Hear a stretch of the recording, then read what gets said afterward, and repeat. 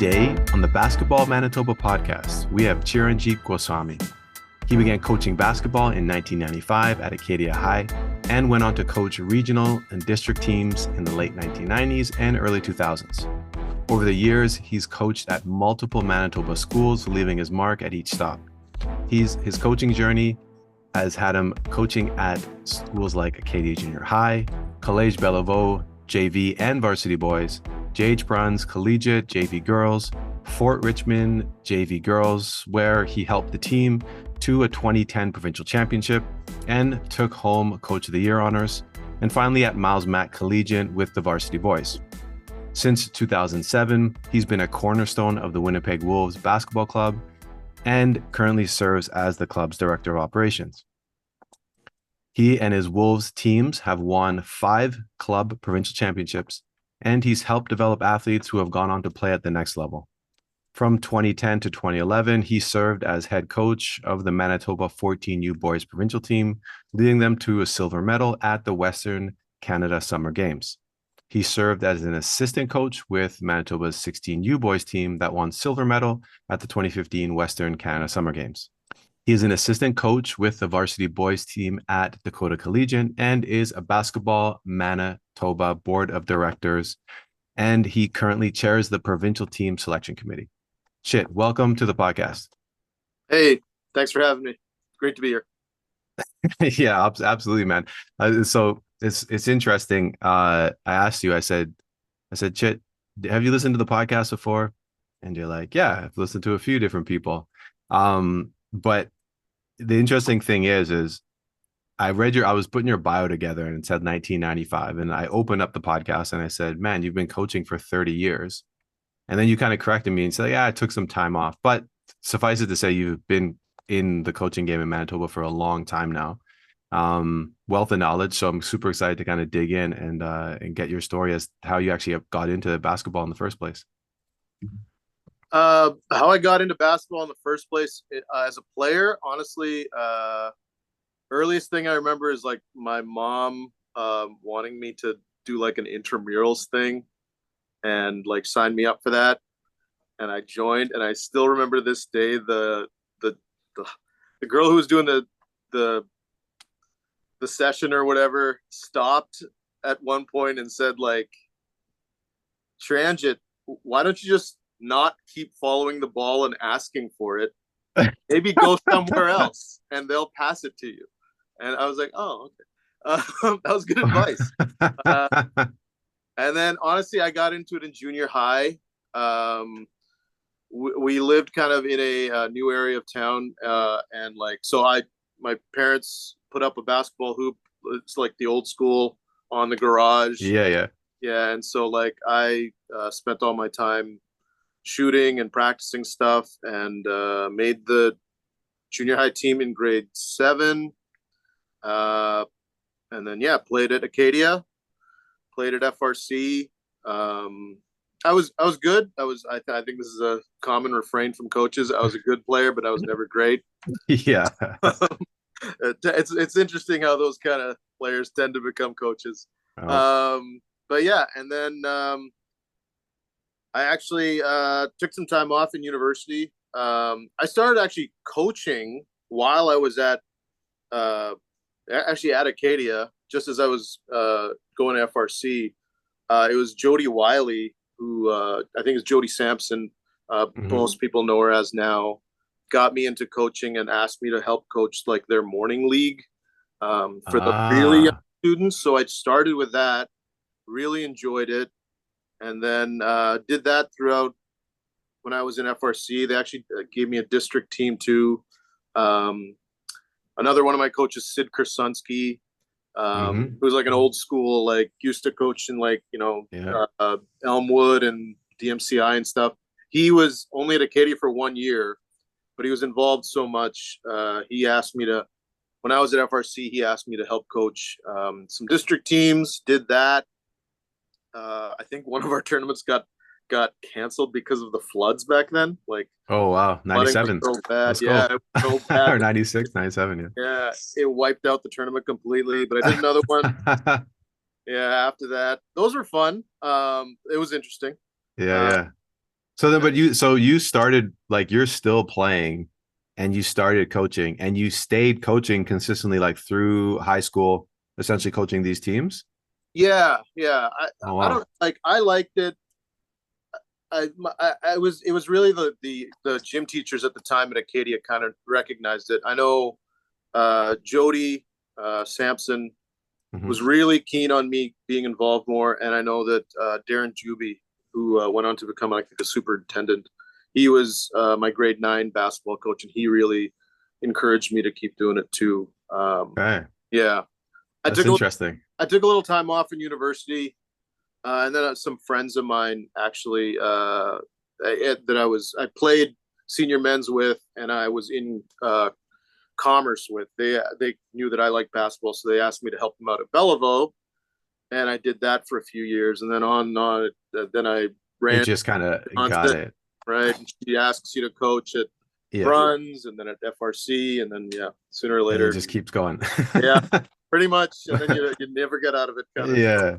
Well, you obviously love the game though, right? Because again, you mentioned this, like, I've heard other coaches say it, hey, you know what? Like, yeah, I played, but like, I wasn't a superstar player or anything like that. But you obviously loved basketball. Otherwise, it's like you said, you played senior men's, you were coaching and you played high school and you're Yes, still coaching.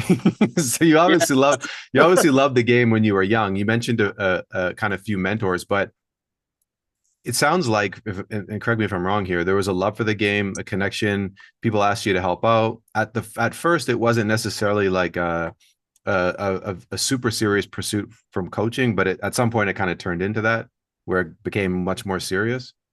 Um, so I think I actually did start taking it seriously when I was in high school. This is a Okay, little bit of a good example of how nuts I was at the time, or what I guess okay, I could say nuts, is that like I had to do a speech for a leadership course that I think Cheryl McComb was running. So I think she's at Pembina Trails now. And this is a big thing where they get like kids involved and like they do this extracurricular stuff. But one of the things we had to do is prepare a speech. And I did my speech about Rick Pitino, who was like coaching at Kentucky at the time, because I read this like Sports Illustrated article about him. And like one of my visual aids, because we had to have one, was I just took the poster from the article, or like the image or whatever, and it was like this crazy image. It was like him holding a basketball rim, but like half of his face was like normal in a portrait, and the other half was like Two Face. It was like crazy. And like, so I had this poster that I had, and I just was like, I'm just gonna stick this in my room. So like for like all of my like all of my teenage years, I had this crazy poster in my room of like a college Mm, basketball coach, which like makes no sense when you think about it. Like why would a high school kid have a poster of a yeah. NCAA coach in their room, right? So I guess I was kind of serious about it. I remember I asked a lot of advice from a lot of other coaches that I'd like been coached by throughout the years, and then I think I took it a little more seriously when I started started coaching with Megan, for sure, at Megan Johnson at JH Bruns at FRC, and yeah, eventually that led to the Wolves, and that's probably Mhm. when I took it the most serious, I would say. Yeah, Yeah. yeah. Well, I mean, yeah, if you have a poster of just Rick Pitino, like, it's not like there's a bunch of other players in Rick Pitino. You clearly had like a yearning to become, something that a leader, a coach, right? Yeah, yeah. So then what would you say, Chit, like, maybe it's easier to reflect back now at that time, what really motivated you to coach? Is it the leadership? Was it the strategic element of it? Like, do you have any like insight into that thinking back? Thinking back, I would say like I think the strategy appealed a lot, like the idea of like putting together a plan and like figuring out how to win a game. Mm, I think that was it.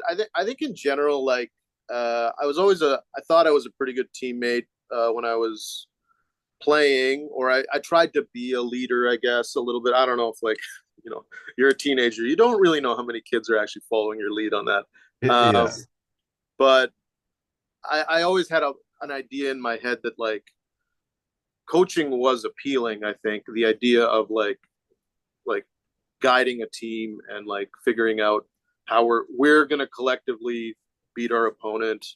I think some of the more stuff about like programs and like external stuff came later. But yeah, that was it was there was a certain appeal to it all the time. I think that's why I'm probably still involved. I think. Yeah, I was gonna say, what would you say? I mean, you mentioned a few people early on.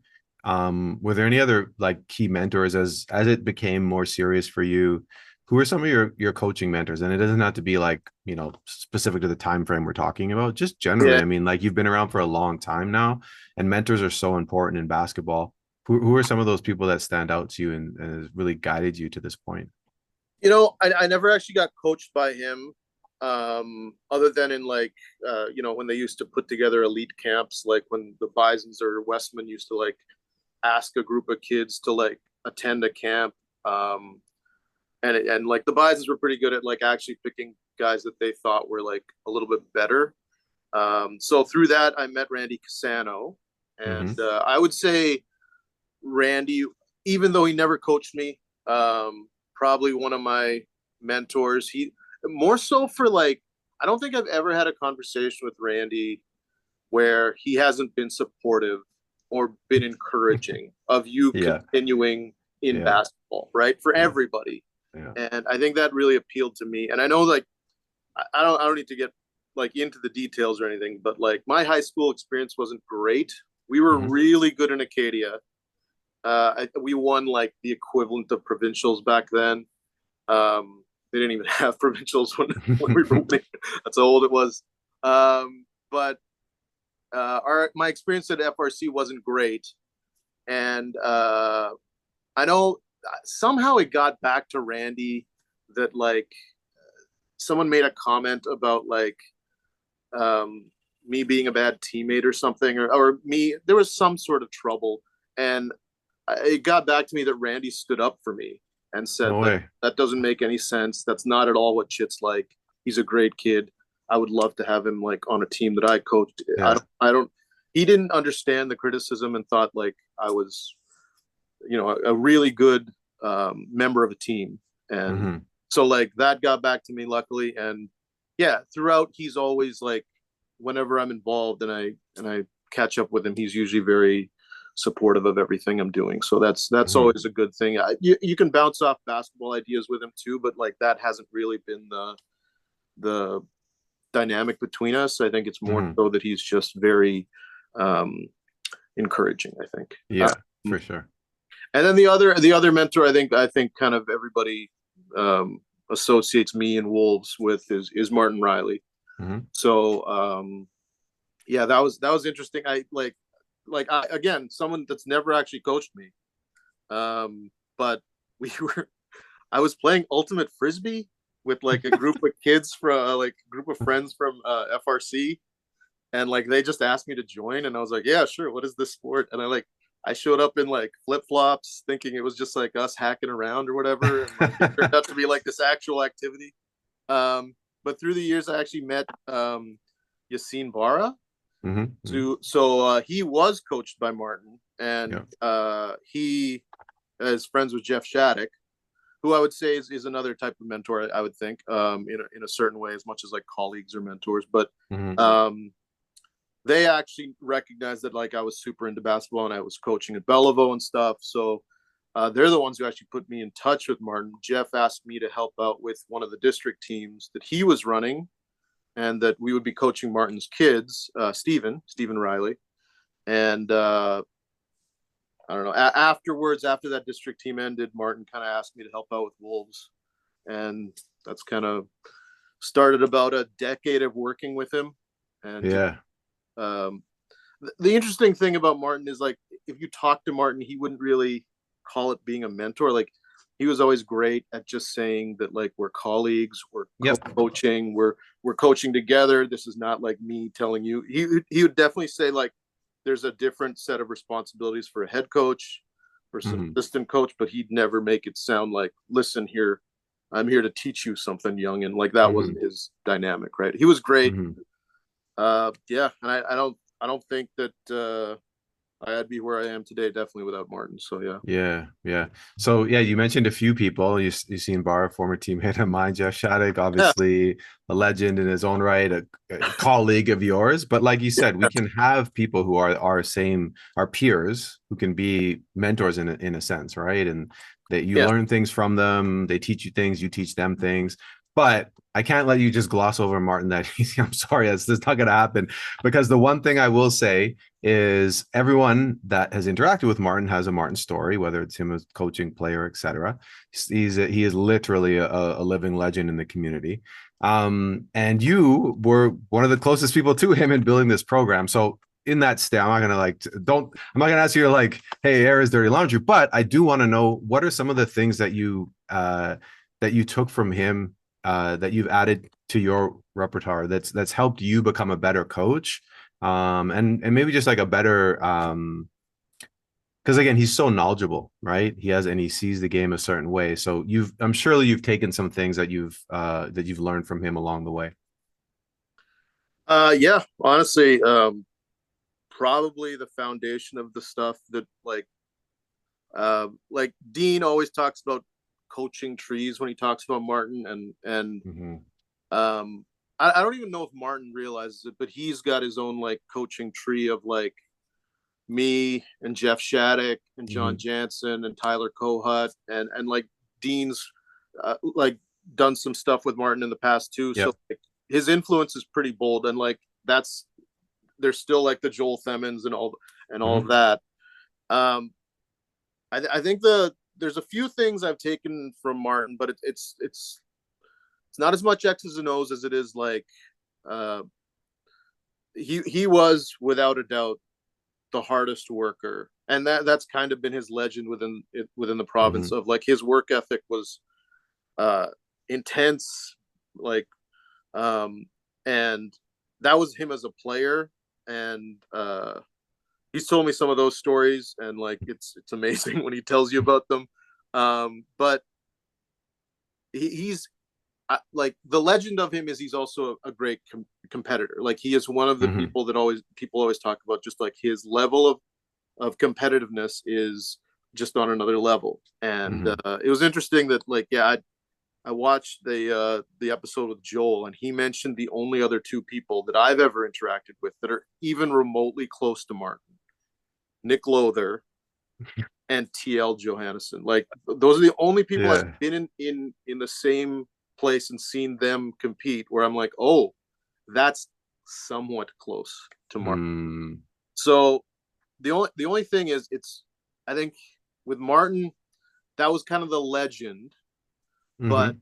I do think that like when you interact with him as a coach, the the thing that comes across is that competition is important, but like he is way more concerned about the substance behind it. Like he is more Mm. concerned with the type of person he coaches. He is more concerned with making sure like his impact ensures that the people he interacts with are quality people, I think. So or like Mm. they get something out of it to help them along the way kind of. So like yeah, I think that was one of the things. It's more of a big picture perspective of like thinking that like if you're gonna spend all this time with these people, if you're gonna spend hours and hours in a gym, Mm-hmm. you do want it in the big picture to actually make sure that they are when they walk away from this, when they walk away from basketball, they will become, or you hope that something you've done for them helps them become a better person, a more productive Mm. person. Um, they don't like not necessarily successful, but at least like a um, you know an adult that has is productive. Like Yeah. Yeah. so. I think that was a big thing. I know one of the things that he always talked about was like leaving a place better than when you like came in, right? Like so Mm. if you entered a space, you wanted to leave it in a better condition than when you arrived. I think I kind of agree with that. I know me and John have talked about that before. um yeah there's We, Sorry, when you say that, do you mean a physical space or like a role, a position that you hold as well? So I think this is one of the great things about coaching. It's the literal, like you Mm-hmm. do say, like the lesson you're teaching is the physical space. As a Mm-hmm. team, we wanted to enter a physical space, and when we left it, it was in better condition than when we came in. So like Mm-hmm. the short part of it is like, hey, if we've got a mess behind our bench, we're cleaning it up. And like the Yep. classic thing you get from all your athletes is, well, that isn't my water bottle. Why do I have to care? Yeah. It's like, Yeah. no, Yeah. that doesn't matter. Like if we're gonna leave this place, we want people to say that when we were here, we improved it. And so like that's the bigger lesson that Martin always was very concerned with, is like, yeah, we could apply it to our benches, sure, but realistically, it's about everything. It's about the gym. It's about the school you're in. It's about the community. It's Mm-hmm. about like everything else. It's about if you're, if you are a middle manager somewhere, you still kind of want to have that in the back of your head of like, Mm-hmm. I'm going to leave this job someday, but it's going to, like, what I leave is going to be better than Mm-hmm. when I arrived, kind of. So like, Yeah. yeah. So the thing that stands out really is the focus and emphasis on like the life lessons, that the lessons that can be learned through basketball. Yeah. And you teach them these things like cleaning up behind the bench is not a basketball skill. And there's plenty of teams that have won games and won championships that did not clean up after their bench. However, uh, you're definitely learning and improving yourself by that one stance you said. Like if you leave something better than when you came there, that's an important skill to have, because it just means that people are going to like you more. You will get more opportunity, and you are actually helping the community, right? That you're a part of. So there's like Yeah. much more to that little thing. It's like a little action that you can do, but then, like you said, it just ripples out because you now apply that globally. Yeah. Yeah, I love that. No, So go ahead. no, go ahead. Like honestly, it was that. There was other stuff I think too. I think one of the bigger things that we like, I think all of the coaches that have worked with Martin, I think our big thing for like actual basketball is probably like, give your athlete the opportunity to succeed, like put them in the best position to succeed. That wasn't really like, hey, you're going to be a point guard. No, you're going to be a post. It was mostly like, let's figure out scenarios that make sure that we use your skills for the team, right? Like for the betterment of the team. So like that was another thing that was big with Martin, is like, like everyone thinks of him as very old school, but like some of the stuff that he taught me or taught his other coaches or players is that like, you're going to learn all the skills. Like we're never going to be like, hey, you're a post, go to the posts, do all the post moves. We're like, well, that's kind of stupid.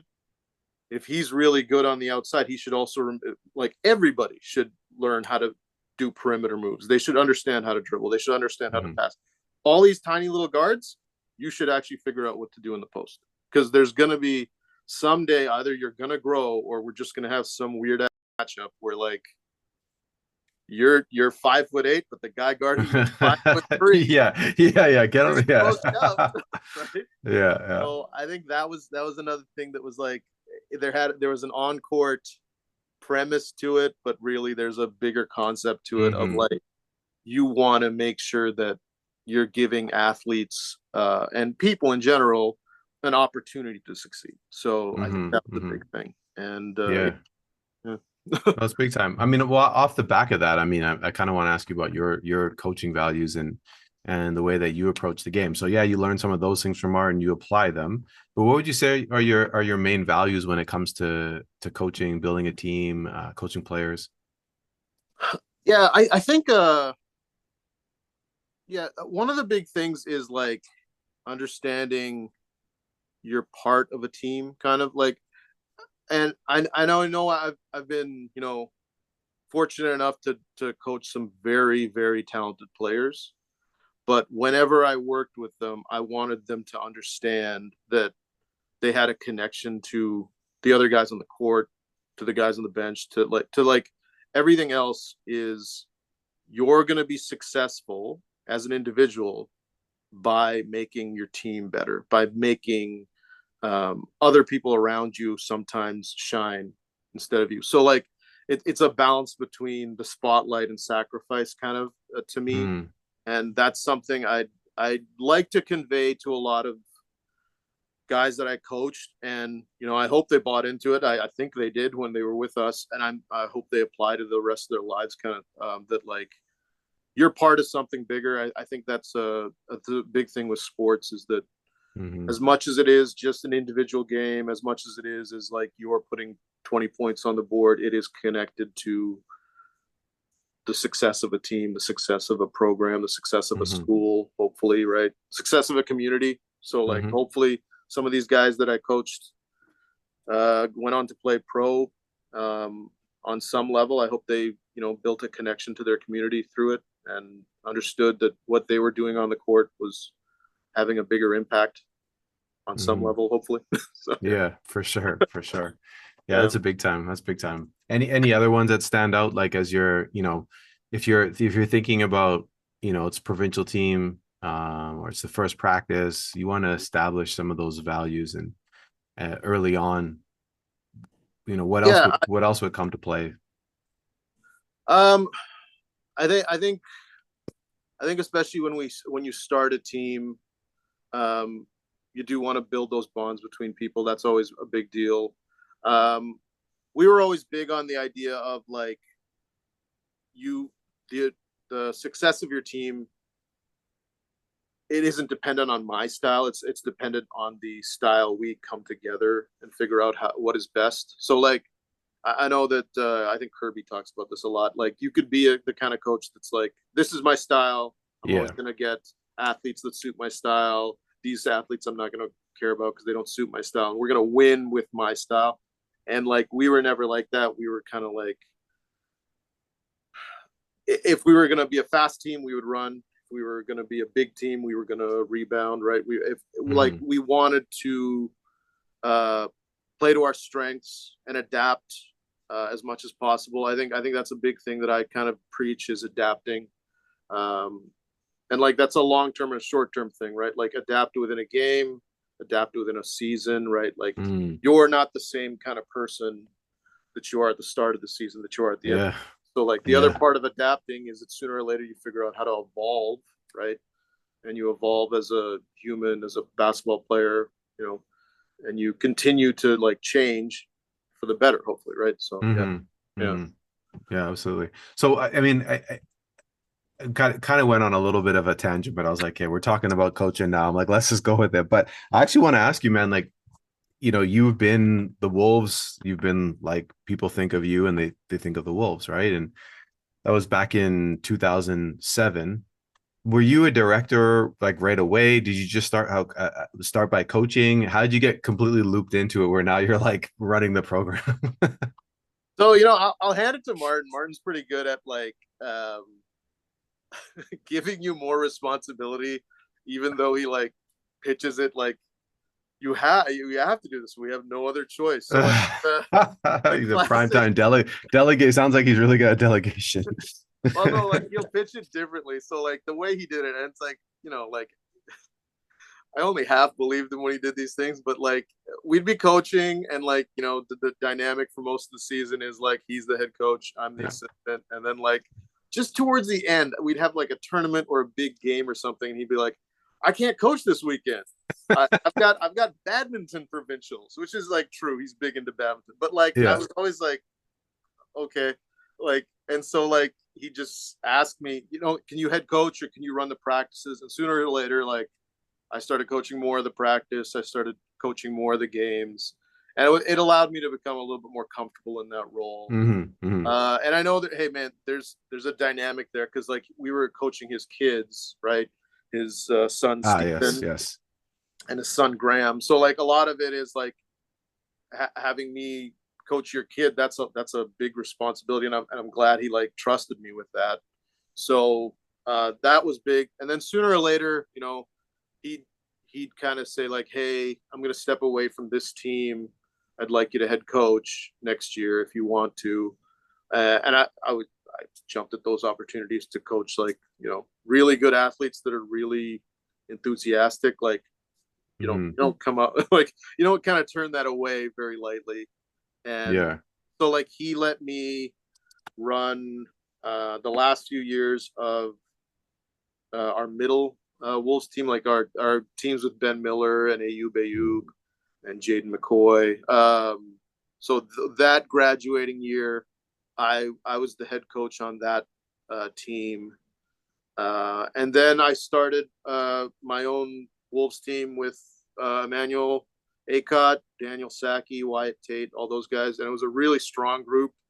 Sandeep Brar was on that team. Like, so, and then I kind of was at one point, it was just me doing that Wolves team. And I think Matt McGrath was doing our younger team with like Torres McCoy and Kieran Ziwa. And so, and then I think at that point, Martin kind of stepped away for a little while and just said like, hey, you know, you're pretty good at this. Like, just run Wolves and you can be the director on the boys side. At that point, I had a pretty good connection with some coaches, and you know, I that's when I brought in John Jansen, and Mark Collier joined us a few years later. And like, I know Mark's had his own success, and John's a provincial team coach now. So, so for a while there, I was running that, and then Martin actually came back and decided to coach the girls' side, and he ran that as a profit. We were always a nonprofit on the boys' side. So he was running it as a business for himself. But even still, he was kind of like, hey, you still are better at organizing like the grand things than me. I'll just run this girls stuff. But like as like the director, I still wanted me to do most of that. So, you know, it wasn't that complicated. I was running the website for a little while and, you know, and like going to meetings and things like that. For sure. Answering questions from parents. It wasn't super involved, but like it allowed me to just, you know, handle some of the administration stuff, I think. So for sure. But I mean, like, again, this is one of those things where I was actually just talking to Megan Noonan, and she's obviously with the Sea Bears, and you know, I've done event stuff in the past, and we often most people don't really know how important that work is. So it's just this work, but someone has to do it. And and you went on to mention a bunch of very talented players that you coached. And let's be honest, like, someone's got to order jerseys, someone has to, or delegate someone to do it. You got to get into the tournaments. There's lots of logistical things. Absolutely. And those things need to get done, right? And so I don't know if you were doing all of them, but you were telling someone else to do them if you weren't. And so you were coordinating a lot of that stuff. And it's super important. Like, it's important work, right? So and that was true. Like, I was doing a lot of that. Some of it was just because I, like, when I had a team, I was like, I kind of want better jerseys. Yeah. Like, let's get these cool jerseys. Yeah, of course. So doing that was good, but like finding tournaments in the States and stuff, that was always interesting. It gave me a lot of opportunity. Luckily, we had some pretty good connections and stuff, or some of the teams we coached, or some of the players we coached, and their families had great ideas. Like Ben Miller, because he grew up in Kansas, right? That's the reason why, like, we just decided to take a 12-hour like trip to the Jayhawk Invitational one year, and like, so that became kind of a thing we did. We just, for I think about like 3 or 4 years, we just kept going back to that tournament because it was like, it was honestly super fun, and it's actually not that bad. Like, it's like a straight shot up and down. So like, no, that's for sure. What's I mean, you obviously, this is the one thing, like, obviously you're doing club basketball, and for those who don't know, like, you're not a teacher either. So how the heck are you balancing director of operations, coaching, and then you have you have another job? Like, what how are you balancing all that? Like, and I don't mean from like hey, you know, I get up at this time, more so like from an energy perspective. Do you find that the basketball gives you energy, so it kind of balances stuff out? Like, could you just talk a little bit about that? I'm not going to say it was easy. Like, when I was doing club, provincial team, and high school basketball, it was coaching pretty much throughout the year. I think I had like that break between your tryouts in August and like, and like the end of the summer was like, like, wow, 2 weeks, fantastic. So it wasn't rewarding, but it was a lot of energy and time you put in. And what, like, I actually just this past weekend, it's an interesting time because I ran into both Randy Cassano and I hung out with Martin Riley like this weekend, and both of them kind of said the same thing of like, you do all this coaching, it is a sacrifice. You are putting other stuff at a lower priority. You are sacrificing your time, and that's time with family, time with friends. And I'm not gonna lie and say there isn't a toll to that. There definitely is, but like, you also kind of have to balance it with the fact that you're given this opportunity to like impact the lives of like a ton of people through this team. Like, I always think of it because I got my degree in business and I work for the government right now, and I coach basketball, so I'm around high schools all the time. That like the opportunity to impact that many people is rare, and it's hard. And Martin always used to say this: it's hard to keep like 5 people in your life happy, and as a coach, you're trying to keep like 15 people in your life happy. so like, you have to balance it. It's not easy. And like, when you're running multiple teams, it's like, 45 people in your life that you're trying to keep happy. Right. So like, I would say some of it is knowing the perspective of like, I think the bigger picture is always important, of understanding what you're trying to accomplish, and that like, it really isn't just about winning. Like, don't get me wrong. I think one of the Wolves mottos was always, it's somebody else's motto, but it's winning isn't the only thing, but wanting to win is. So, so like, we're going to lose some games, but it's the idea that you do want to win. It's the idea that like, you're going to do all the work that it takes to win. It's the process, and it's the desire to win, right? Like, it's not just the outcome. So I think keeping that in perspective is important. I'll be honest that like, when I was coaching all that time, it was really important to like maintain your health. And like, I used to bug Jeff Shattuck about this all the time, because like, he would put in so much time and so much effort into that Miles Mac program, and like, it would run him down. And like, he always makes fun of me because I made a speech one time to the team that like they should appreciate the amount of work he puts in, because by the end of the season he will be dog sick. Like, he will be like, he'll have the flu, and like stomach pain and stuff. Like, he would run himself down, and like, by March there'd be like 2 weeks you wouldn't see him just because he's sick. So I never had that problem. You do try to take care of yourself physically. I'm really lucky with my job. I work for the federal government, but it is a lot of flexible hours because I've been there for so long. And my bosses have been great, that they've said like, hey, I know that this is important to you. So let's balance your schedule. I still have to do the work and put in the hours. It's just like, I'll shift it back, shift it up. Right. Actually, the blessing of the pandemic is this hybrid model of work that allows me to work from home, that allows me to log in for a couple hours here and there to finish stuff. So like, sometimes my day ends at like 10 p.m., but it's broken up, right? And sometimes it starts at 6:30, and I'll log in and put in a couple hours because I know I have a practice later. So it's a little easier nowadays, I'll say that. But yeah. That's big time, man. The thing that you really kind of highlighted though is the effect that you have on people. That really stands out, because again, like, you're coaching, and you've mentioned this now a few times in our conversation, is how important it is to essentially improve the person you're interacting with. Like, give them some tools, give them some insights, and it's not about just basketball.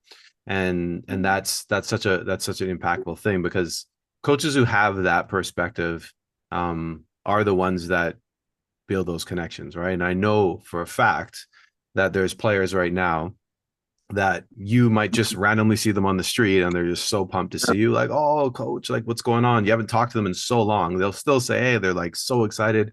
And I'm sure, like many other coaches, you've had moments where a player told you something of how much you meant to them back then that you didn't know, and how important this one thing you did. You're like, yeah, I guess, thank you, And so you've probably had those moments before, and so you're impacting a ton of people. You also mentioned though, like some of the real talented players that you had. And some of these guys have gone on to play at some pretty high levels, locally, internationally, and stuff like that. What you mentioned it a little bit. You said, hey, you know what? When someone's really good, I want to like give them the perspective that this is bigger than them, and like, that I want them to be making other people better around them. But what were some of the other keys or maybe insights that you've gained by coaching really talented players? That's an interesting question, actually. Put differently, like you want to coach everyone the same, but you also understand that this is a game of talent, and yeah, you know definitely. what I mean? Yeah, you kind of know where I'm going with this. I never, I hope I never ran something for our team just solely to focus on one player. So like this is always big that like Martin was about team basketball first, and like I would say the same. The thing I always tell Martin is that like coaching with him, it's not a situation where like I learned a bunch of stuff that I was like, oh my God, this is amazing. There were like little things like that along the way, but like a lot of it was like seeing an example of a coach that reiterated and believed in the things that you always think you should as a coach, but you're always kind of like, should I do that? And like other coaches along the way that you coach with are kind of like, I don't want to do that. It's too much effort. Martin would put in the effort, or he would say it was valuable. It was a valuable thing to do. We should do it, even if we don't see the results right away. So I think that is one of the things that like we tried to convey to all our players is the work is worth it. You want to like doing the extra pays off, not right away. It might right away, likely won't. It will pay off eventually. And I think we tried to instill that in every one of our players. We made it a priority in some of our more talented players, I would think. And I know with the more talented guys, it was always a thing where I wanted to feature them, but I didn't want to make it the focus. So like there'd be times that like for one game I would recognize a matchup. I think every coach does this. They recognize a matchup. I was lucky enough that like I'd coached teams where I'm like I could find a matchup problem with any of the five guys on the floor. Yeah.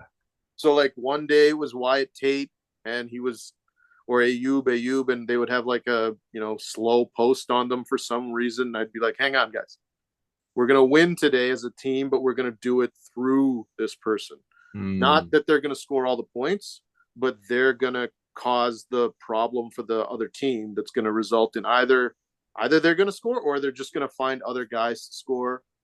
So let's sacrifice for right now. Like not everyone's going to have the ball in their hands all the time, but you're going to get the ball because you're going to trust your teammate. You're going to trust your teammate to make the right decision. And, he's going to break down his guy and he's going to find you and that's your chance to shine because we gave him an opportunity to shine. Right. So yeah, it was a lot of like, it's tough to sometimes balance guys that are like really, really talented. Like when you have a team, I sometimes think about this for the provincial team a lot. Like you have, and it's always a question of like, all these guys are stars on their own team. It's tough to come together and figure out how to become successful when you're all used to being stars. So like having Emmanuel Acott and Daniel Saki together, like some people will just say like, they're just talented. They're going to win all the time. It's not that easy. But like it is a blessing kind of to have the ability to say like, you know what, today for the next quarter, we're going to do this for Daniel. Yes. And then once they figure it out, once the opponent figures it out, we'll change our strategy and we'll win as a team with different guys being featured. Right. Yeah. So I hope it gave them all a chance to succeed in some way or another. We tried to stress team a lot. I know sometimes we got criticized for it, but I still think most athletes get a better perspective of things once they understand the team is more important. And then, like, I don't want to make this conversation super pretentious, but like, I think that actually does have a broader world thing to just figure out how to expand your perspective of your own team. Like, there are people who think of their own team as just themselves. Some people are capable of saying like it's their family. Some people are able to say it's their, it's their community. Some people are able to say it's their school. Sometimes, like, and then you keep expanding out to figure out that like there is a connection to other people that like I think sports builds, hopefully. Yeah. So yeah. 100%, man. Yeah, we can go there. Don't worry. I've gone there many a times, but yeah, like I'm all for that, man. Like for me and like it's almost across the board with everyone I talk to. It's like it's more than just basketball. Yeah. You can teach these skills through basketball. And you said a few things that I've heard many a times just in our conversation as well, is like you're playing the game of people, right? If you can do that, you could have some success on the court. That's more about talent. But if you play the people game, you're always going to win, not necessarily in games, but through relationships, connection, lessons learned, right? And it's a really important. I don't know. I do know this. There are some people who stay in the coaching game for a long time that do not have that perspective. However, I do think, in my opinion, the people who do have that perspective build better connections. And I would argue that their personal quality of life is probably better. That's just my personal opinion. I tend to agree with that. I'm hopeful that's the case. I think I think that connection is probably what I think you're absolutely right. It probably enhances your lifestyle, probably to understand that and comprehend it. So yeah, for sure. I would totally agree with that. Yeah. Because you know what, we've all met people who they live and die by the win. All right. You mentioned it. Yeah. And if you do that, you can't be having a good quality of life. It's almost like you're a gambling addict. Yes. And that's not a high quality of life, because like your day-to-day experience is predicated on like winning these games versus, hey, like I'm really doing some special things with these young men, these young women, these players, these peers of mine, these coaches, right? I've built these connections. If you change that, you can still win, right? But your quality of life will be better. So yeah. I have to share this. So shout out to the legend, Jerry Hemmings. I asked Coach Hemmings, I said, Coach, tell me your greatest basketball memory. And Chit, he brought up one of his biggest losses. Yeah. And I said, Coach, like that's, I was like blown away. It was the first time I heard that. But then again, I can't speak to the quality of Jerry's life. I don't know him, but he had so many great moments. And then for him to bring that up, I was like, oh man, like, it's a great, maybe that's something that you remember it, but that's your most memorable moment. I know. Losing in the national final. I was like, oh man. It's not like you've never won. Right? Yeah.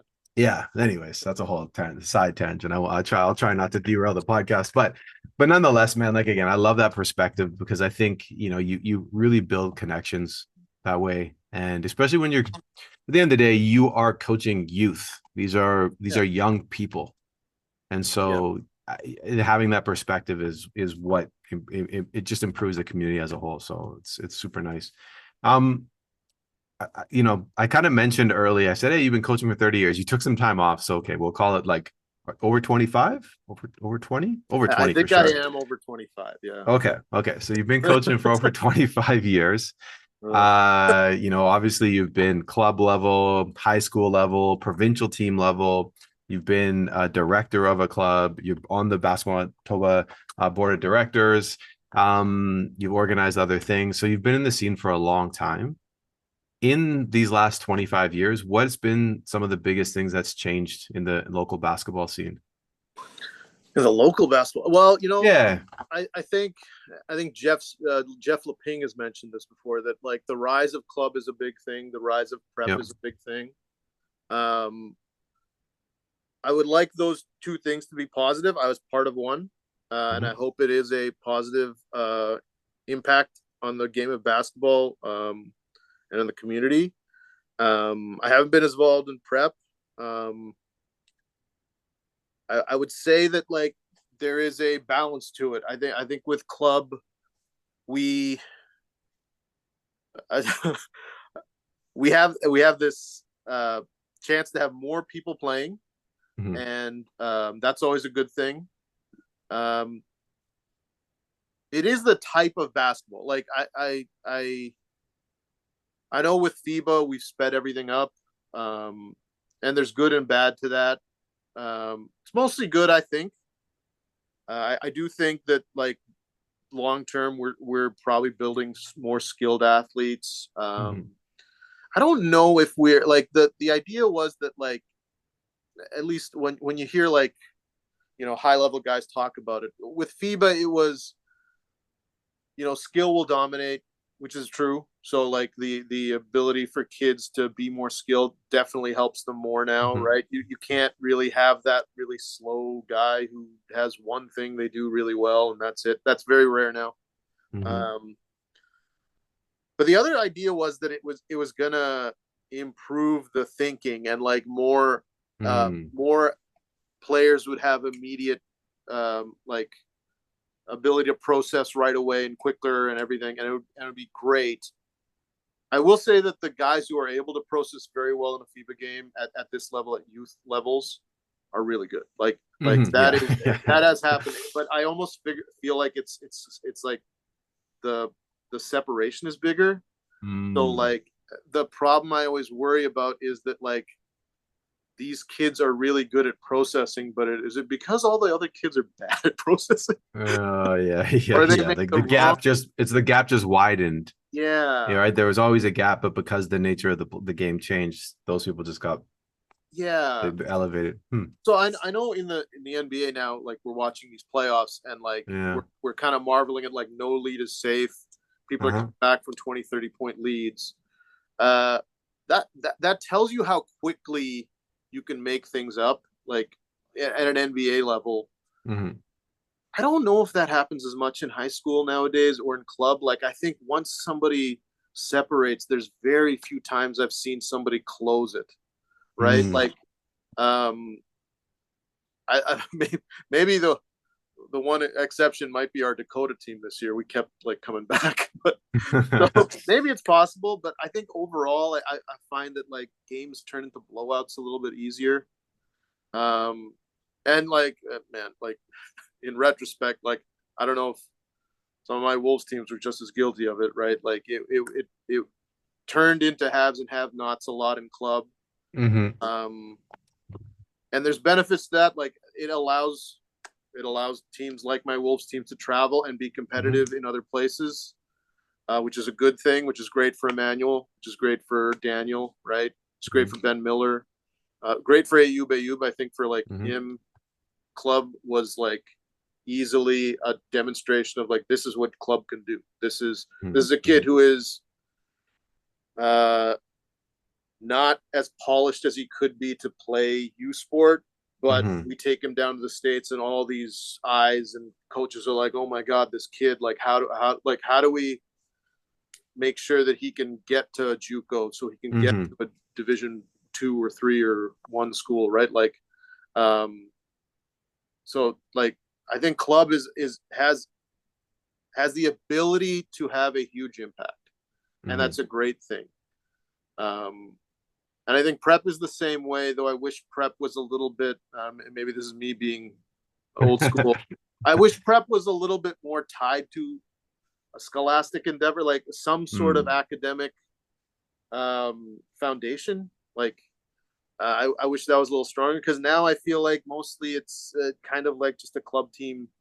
Yeah. During the high school season, right? Like, Yeah. and like they offer great opportunities for kids. But like in the States, a lot of these places that are like the actual established prep teams are, Yes. you are at my prep, you are going to play prep basketball. But here is all of the stuff we have to do to make sure you qualify and get an opportunity to play some sort of NCAA or JUCO. Yeah. That's the piece that I'm not so sure about. Like, I was lucky enough to interact with the Orangeville prep guys back in the day, and I helped with Emmanuel when he was figuring things out, and he went to Wasatch, and like IMG was in contact with him and stuff. Like, but those places are really established. They also have a ton of financing, and they've got people devoted to making sure your academics are solved, like, or at least are good enough to get you to the next level. I'm hoping that our prep scene kind of continues to evolve to incorporate that piece, or at least strengthen it a bit.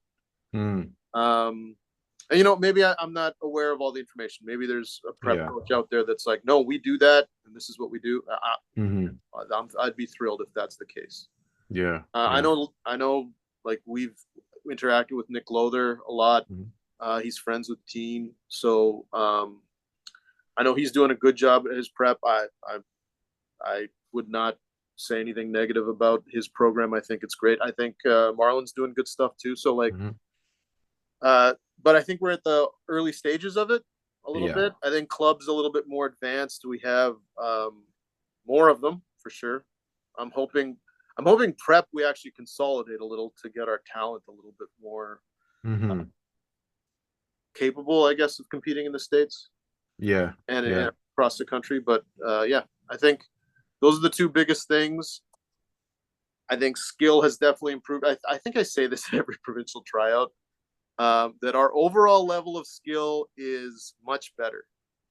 That if you go to a provincial team tryout, and I bet if you looked at it in like 1995 or whatever, you would just be like, wow, like all these kids have so much skill. They're blazing fast.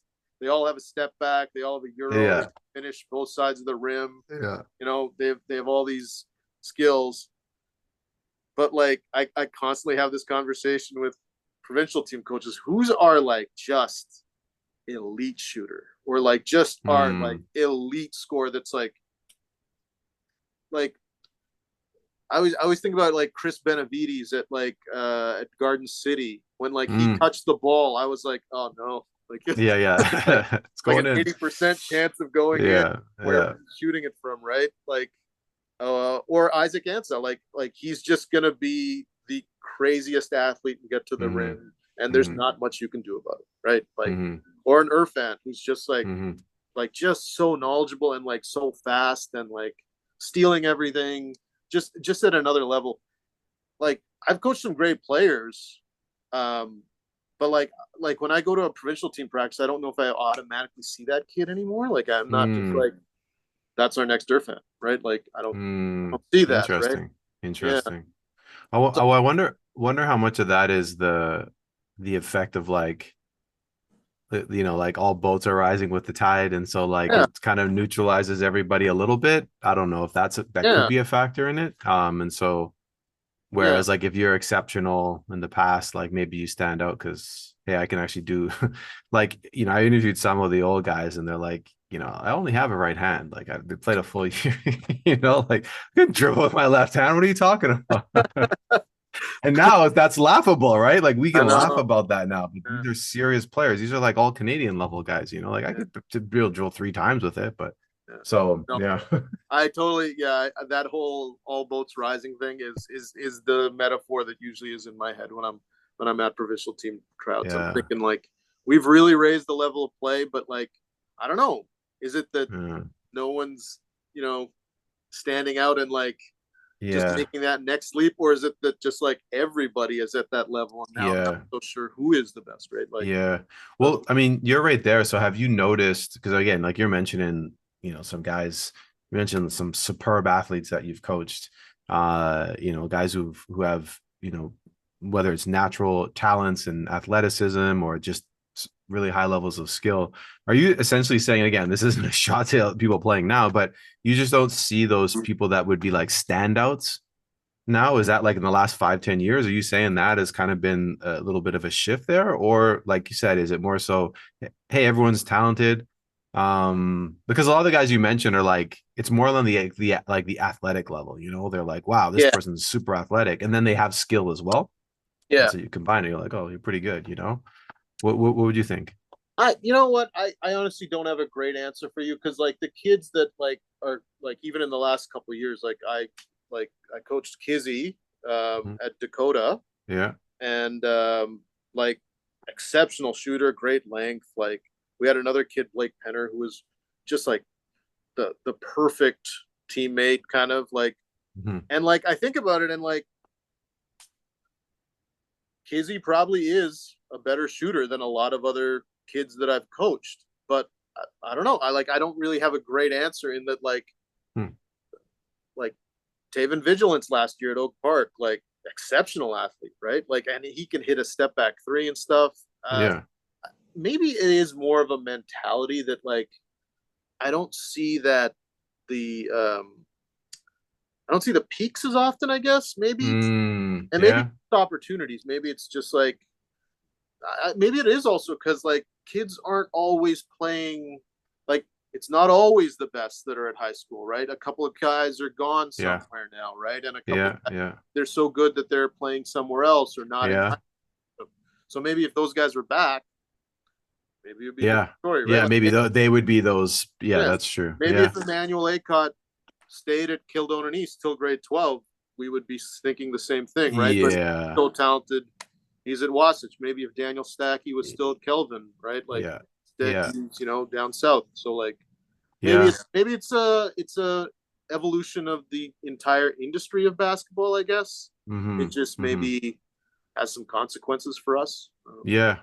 Yeah. I think that was like yeah, that's definitely like, I remember when there was some talk of like, well, the prep talk, and that was kind of being sorted, people talking about this, and that was kind of a thing. It's like, oh, is it just going to be like all the best players aren't playing in high school basketball anymore? All right, they'll just go Yeah. play on some prep team, and that prep team will, that was like the fear or like the concern I would hear. And that's kind of what you're saying, is these people not necessarily are playing on a local team, but they go to other places, and that kind of takes away those peak performers maybe. But it's interesting, man. Like without question, the number one biggest thing is just the skill, though. Like I go watch like little kids play. I was out watching like I don't know, a club game, and I think they were like 13, 14. I was like, whoa, I'm like, what the heck is going on? These are like kids, like they're like skinny and stuff, and I'm like, how are they even shooting the ball like this? It's Yeah. crazy. Yeah, it's truly crazy. Yeah, it's Yeah. it's another world. But you're doing some stuff with Basketball Manitoba on the board of directors. How long have you been serving there now? I was thinking about this, and I think I'm going on 10 years. Okay. I think it's been that long. And you know what? Like, if someone came to me and was like, it's actually 12, I would be like, oh yeah. But like, I was thinking about like, yeah, I was thinking about all the annual meetings that I've been to, and like, yeah, it's Mhm. been quite a few. But yeah, I've just stuck with it. I think it's really important. I'm it might be just because I work in government, but I think the administration makes a difference. Mhm. I think I think leaders and administration are like kind of a unsung hero in this, and I Oh yeah. honestly do believe Basketball Manitoba is an example because a lot of other provincial administrations have fallen by the wayside over the Mhm. years, and it's a credit to Adam Wedlake and like Ross Wedlake Mhm. for the majority of the time I've been there that like Yep. um, they kept it strong, and it's not easy because like funding is an issue all over the Mhm. government. Programming is tough. Finding like very qualified people, and Adam's been pretty good at finding like people to help him out over the years. I know he's got Tiara right now, and she's been really great, I think. Yeah, it's not a glamorous thing because nobody sees it, and a lot of the time when you're administration, you're the kind of the target. I think a lot of people. Hey man, like I'll be honest, like before I was on the administration, it was an easy target to say, like, you know, basketball Manitoba should do something here, or basketball not doing something, and like, you know, they're doing this, and like being on this side of it is like it's a different experience of saying there are always going to be issues in the province, and they can't all be rectified like with a magic wand. And like I know a lot of people think it's a simple answer, like why don't we just do this? It's never all that simple. And I think that disconnect with like just in general with like any government or stuff, like if things were this easy to solve, we would solve all of the things. Like literally. Yeah. So I do think it's an important thing that we're doing, and I've enjoyed my time. I do try to push a little bit to try to do more if we can. And I'm grateful for the opportunities they've given me to be part of the provincial team program of the selection committee and things like that. So yeah. What does a provincial team selection committee do? Like, are you picking the coaches, or like how does that work? So those are actually two different things. So there is a committee that does the hiring for coaching. So when we have an open position, and I've been lucky to do this for the last couple of years, we ask for the resumes. I think you see it on the website that they send in.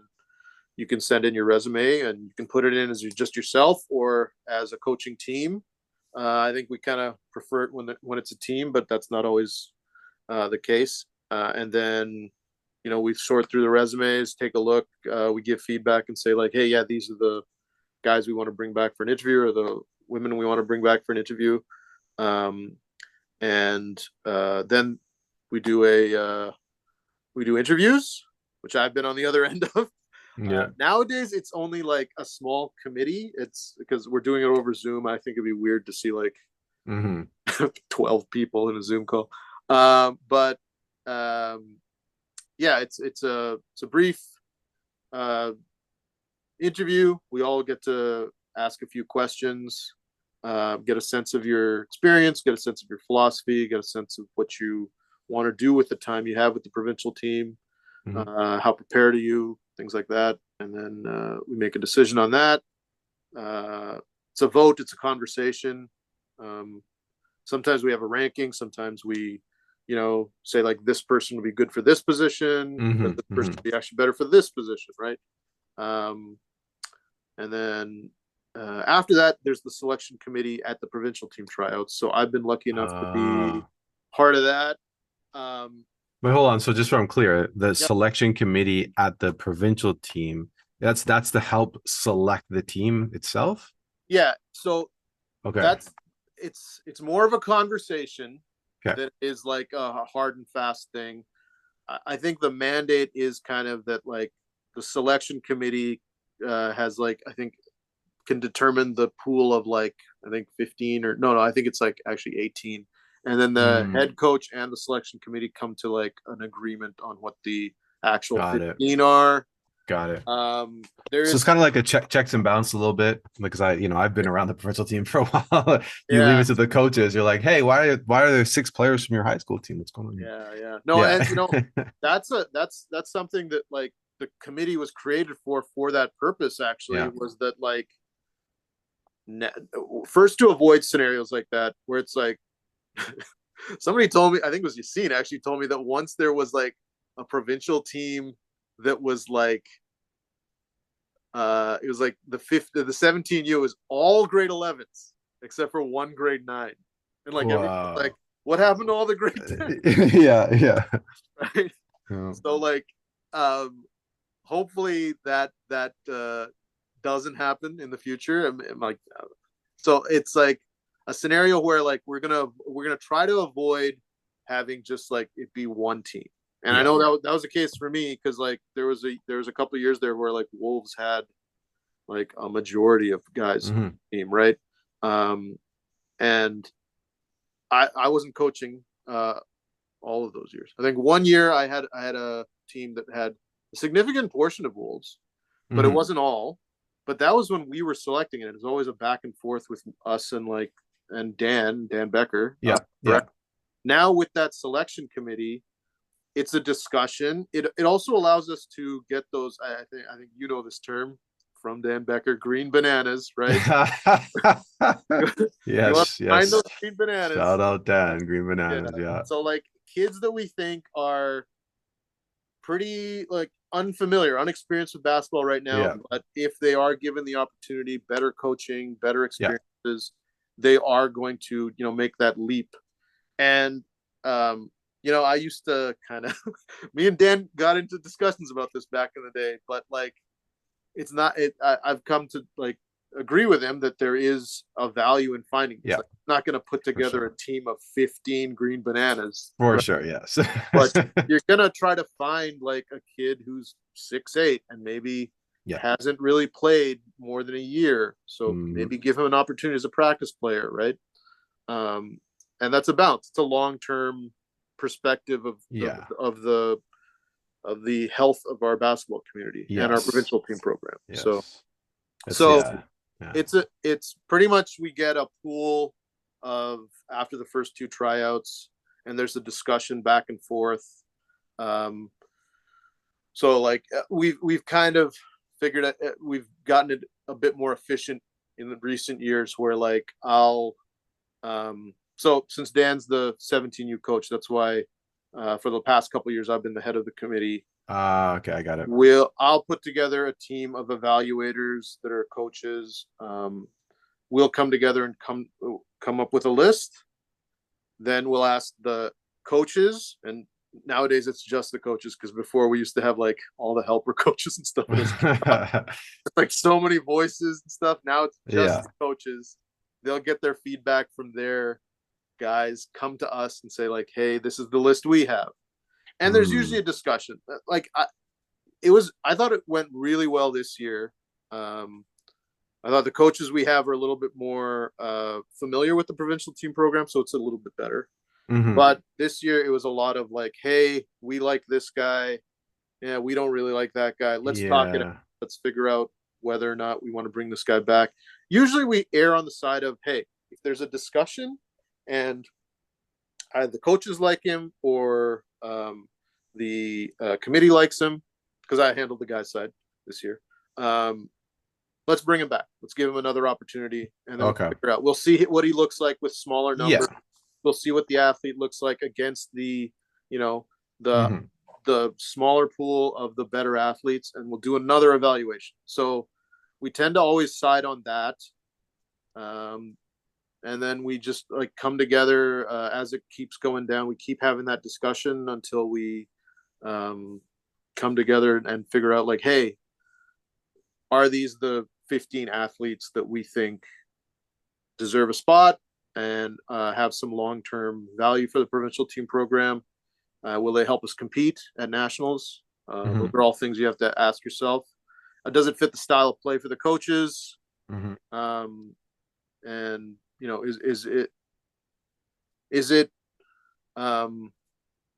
is the 15 athletes that we're picking athletes we want to represent the program, right? Represent the province. Like that's an important thing too, right? And I think like that's a discussion that happens at every level. I know that like Team Canada has to have that discussion. Team USA, like, are these the personalities we want to wear our country's name across the chest or our province across the chest? So that is a consideration as well sometimes. I mean, there's a lot that goes into it. Like I said, I've been a part of these things as a player, and then like coaching or like helping someone out.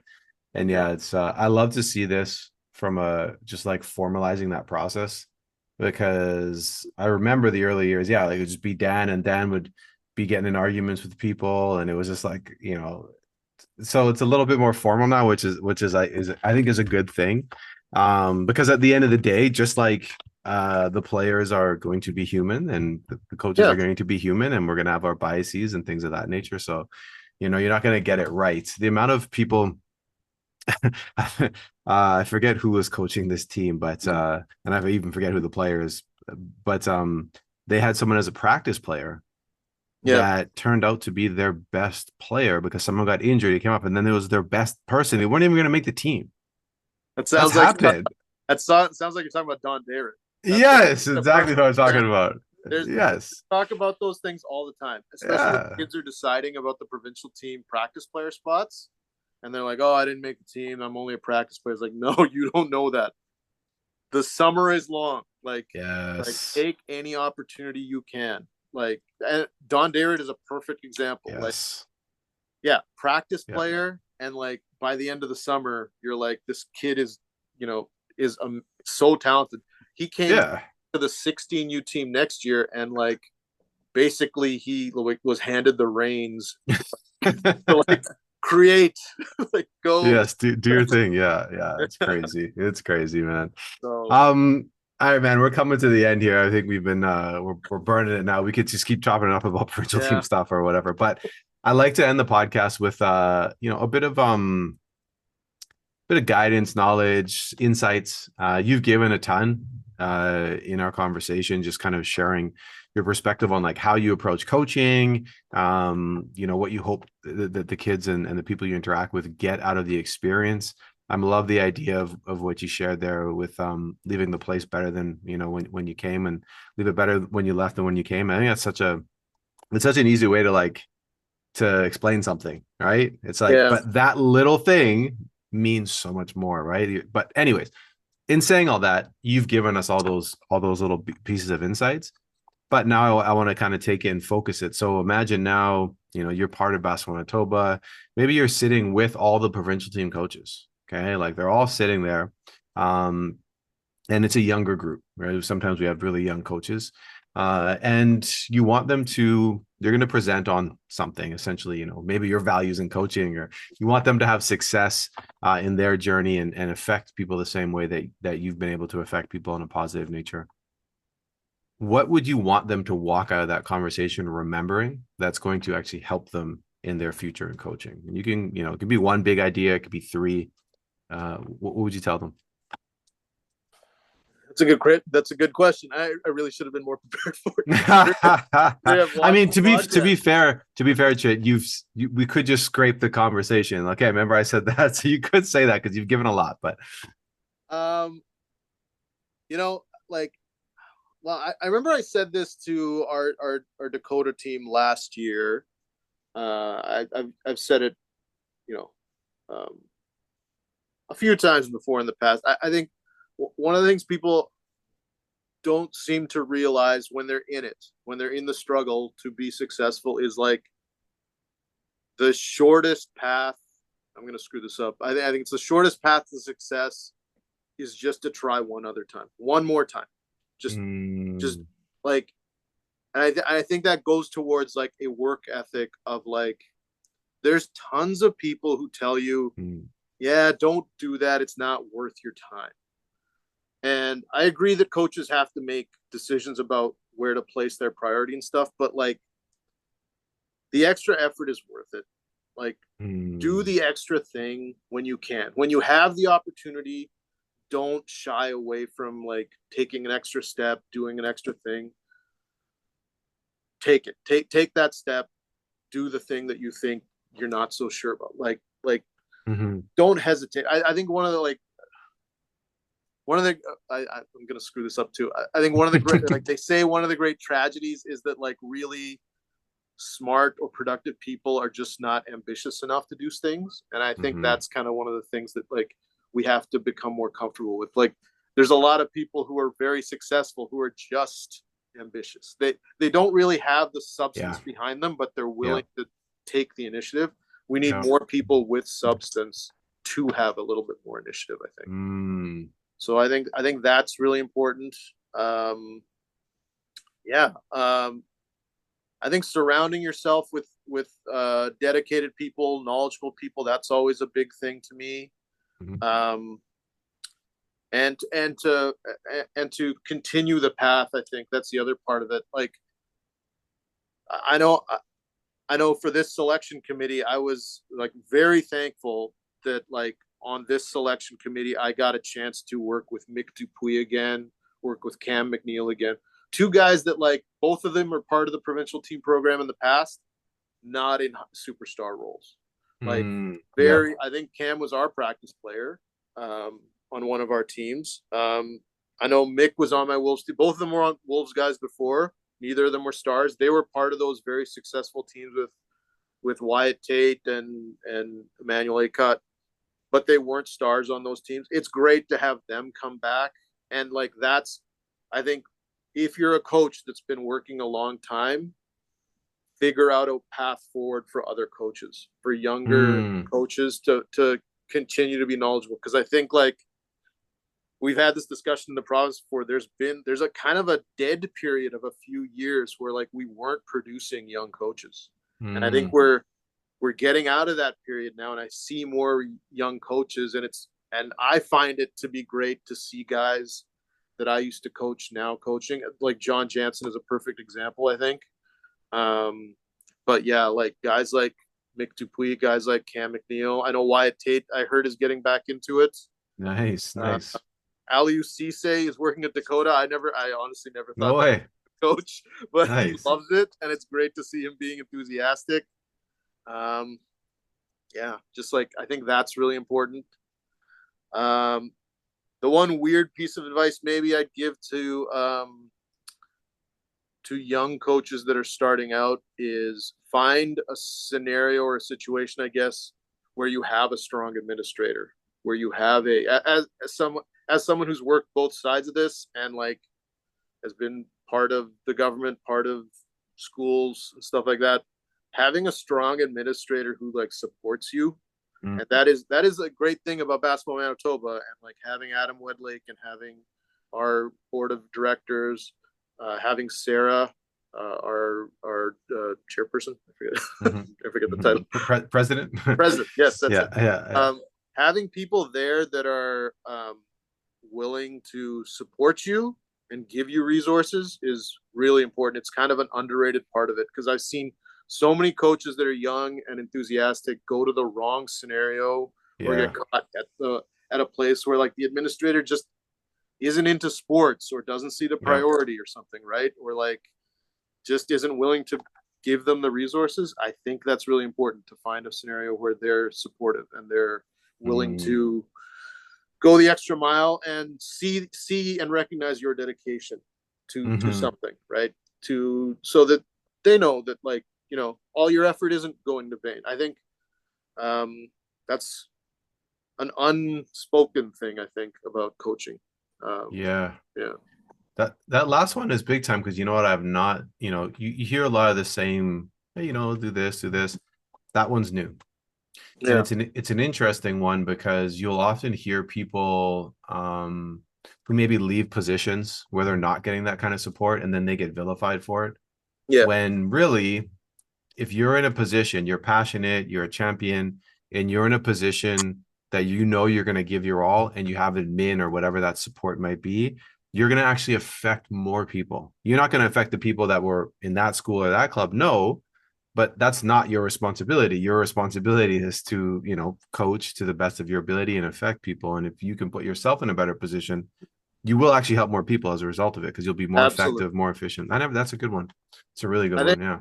Got to be honest, I think that's because I think you're a fan of this show too, The Wire. I remember like that show made me understand like success or failure has a lot to do with like the structure that supports you and what that structure is incentivized to do. So like we're very lucky that Basketball Manitoba has a very deliberate like view and a perspective of success for basketball in the province. So like that's rare. And we should take advantage, because like there's all these other things that conflict with that perspective, and we're lucky enough to have an administration that says like, let's focus on making basketball as strong as possible. And again, you've shouted out Adam, like Adam's the longest standing member of Basketball Manitoba. Yeah. He is their employee, but man, shout out to Adam again. Like obviously he's always been a mentor to me. He's been a friend, and like, you know, I came to him at one point. I said, "Hey, let's do a podcast." And he was like, "Okay." I was like, "Awesome." And he's like, "Okay." And we've been doing it now since he told me it was 2021. I was like, "Oh, we're in our 6th season." I was like, "What are you talking about?" And I was like, "It's only been like 3 years." He's like, "It was 2021 our first episode." I was like, "Whoa." So anyways, I say all that to say, I kind of sneaking this in here because you've been shouting out Basketball Manitoba. Adam, if you're listening, and I've been telling everyone, he agreed to be episode 100. We are about 70. He's very like, Adam does not like the spotlight. And I got him to agree in front of other people that he will be episode 100. So I'm really looking forward to that. But you're absolutely right, Chit. It's just like, that's well deserved. Yeah. I'm glad because there's a lot of stuff he does, and he's a stronger administrator than a lot of other provinces have. I think it's a credit to the sustained success of basketball and the ability 100%. To survive in this basketball industry, because it is an industry. And like, sometimes I get worried that people don't understand their position within the industry. They just think, I'm a basketball player and I'm going to make it to the NBA. It's like, no, you're a little piece of this, like, millions of people that are in actual industry of basketball. And that sometimes gets lost, and to have an administrator like Adam is important. Shout out to Adam. On that note, I appreciate you, man. It's been a good conversation. It's a good one, man, because, you know, sometimes, and we've obviously talked a little bit, you got to share your story, share your perspective on things, and I appreciate you taking the time. Hey, yeah, man, thanks. That was great. And it was a great experience. I'm glad we do these things. Awesome. Thanks for listening to today's episode. Please like, subscribe, follow, and share this series, and reach out to us with your comments on the show. Thanks again for joining us.